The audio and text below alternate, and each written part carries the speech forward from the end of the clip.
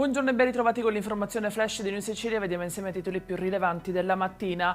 In apertura il rendiconto 2024 della Regione Siciliana, che per la prima volta chiude il bilancio con un avanzo di amministrazione positivo con 2,15 miliardi di euro. Un risultato che ha consentito non solo di azzerare il disavanzo del 2023, ma anche di registrare un saldo attivo senza precedenti. E anche a Catania il Consiglio Comunale ha approvato con 26 voti favorevoli e 5 contrari il rendiconto delle spese di gestione per il 2024 del Comune. L'approvazione consente in particolare l'immediato utilizzo di risorse statali e regionali, tra cui quelle per l'assunzione di un centinaio di nuovi agenti di polizia locale.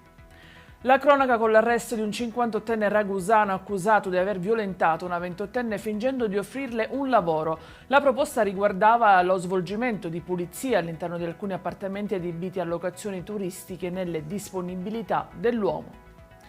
E di 300.000 euro invece la somma totale confiscata dai finanzieri di Caltanissetta ai danni di 3 imprenditori accusati adesso del reato di indebite compensazioni di imposte e contributi previdenziali mediante l'utilizzo di crediti fittizi.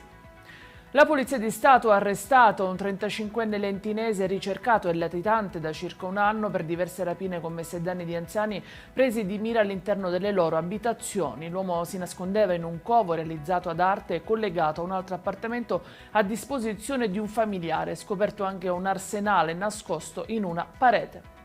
Ed è tutto per questa edizione, vi ricordo come sempre che i dettagli su queste notizie e molte altre li trovate sul nostro sito e sui nostri canali social. Grazie per averci seguito e a stasera.